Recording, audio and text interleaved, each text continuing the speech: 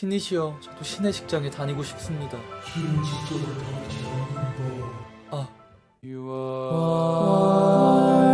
안녕하세요. 오늘은 첫 회사를 퇴사한 얘기를 해보려고 해요. 저는 대학을 졸업할 때쯤 학생 때 진행한 인턴이 정규직으로 전환되어 국내에서 신의 직장이라고 불리는 사기업에 입사하였는데요. 입사를 한 직후에는 세상을 다 가진 것만 같았어요. 남들보다 앞서가는 것 같았고 이미 성공을 손에 거머쥔 것 같았어요. 내 직장이 가지고 있는 그 타이틀이 너무 자랑스러워서 여기저기 자랑하고 싶은 심정이었어요. 주위에서도 많은 축하를 해주었고 가족들도 정말 기뻐하였죠. 내 인생은 앞으로 행복하고 승승장구할 비단길만 남아있는 것 같았어요. 다른 동기들이 지방이나 서울의 다른 사옥에서 근무를 할 때 저는 운이 좋게도 본사에 배정을 받았어요. 화려한 빌딩 숲에 우뚝 솟아있는 건물을 오갈 때마다 자신감이 차올랐고 목에 사원증을 메고 있는 내 모습이 멋있어 보였어요. 신입사원으로 들어간 팀에서도 많이 예뻐해 주시고 맛있는 것도 많이 사주셨어요. 회사의 복지 또한 너무 많아서 다 사용하기가 어려울 정도였고 힘든 학창시절을 보냈던 저에게는 여유롭고 풍족한 생활이 찾아오게 되었어요. 하지만 그 행복은 그렇게 오래 가지 않았어요.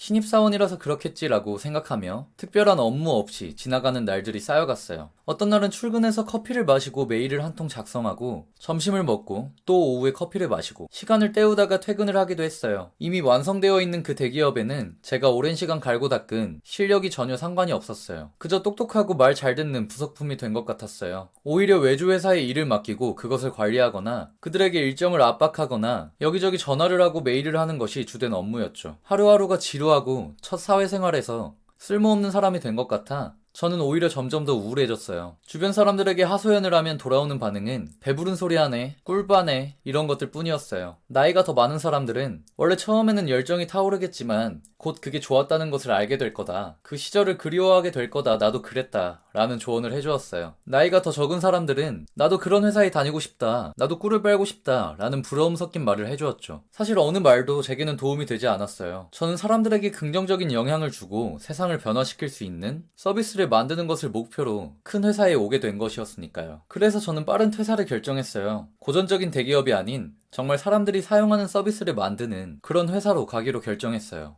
지금 당장 받고 있는 높은 연봉이 낮아지더라도 이 복지를 다 포기하더라도 이렇게 몇십 년을 일하게 되는 미래에 제가 행복한 모습은 잘 그려지지 않았거든요. 사람들이 다 아는 서비스 회사부터 직원이 10명도 안 되는 스타트업까지 제 역량을 발휘하고 더욱 성장할 수 있는 회사들을 위주로 지원하기 시작했어요. 그러던 중 저와 가장 잘 맞는다고 생각이 드는 회사에 최종 합격을 하게 되었어요. 막상 합격을 하고 퇴사 과정을 밟으려고 보니 제가 가지고 있는 것들을 놓기가 너무 아까웠어요. 이 높은 연봉과 넘쳐나는 복지, 좋은 워라밸까지 이 모든 것을 포기하고 고생길로 들어가는 것이 맞는 것인가? 라는 생각이 들기도 했죠.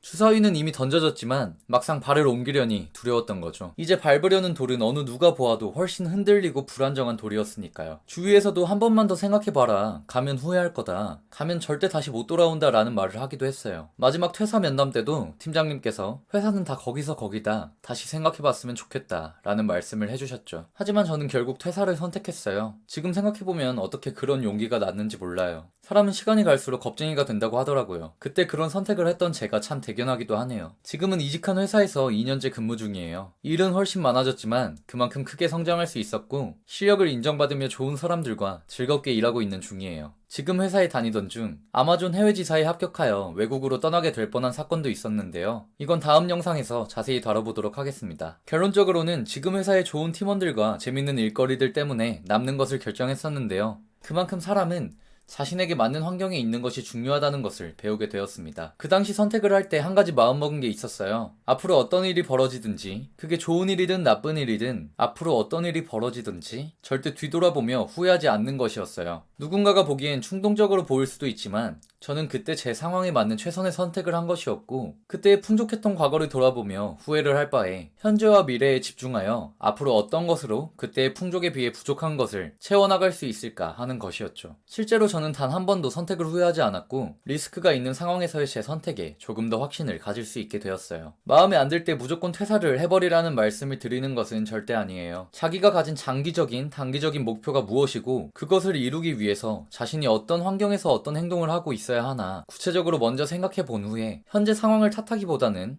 그것을 실제로 이룰 수 있는 곳으로 자신의 발걸음을 직접 움직여야 한다는 말씀을 드리고 싶었어요. 여러분은 어떤 목표를 가지고 있나요? 지금 환경에 맞추어 그 목표가 지워진 것은 아닌가요? 그 목표를 이루려면 어떤 환경으로 움직여야 할까요? 여기까지가 제 첫 회사에 대한 퇴사 썰이었습니다. 여러분도 뭔가 선택의 기로에 놓여 있을 때 조금이나마 도움이 되길 바랄게요. 여러분의 커리어를 항상 응원하겠습니다. 감사합니다.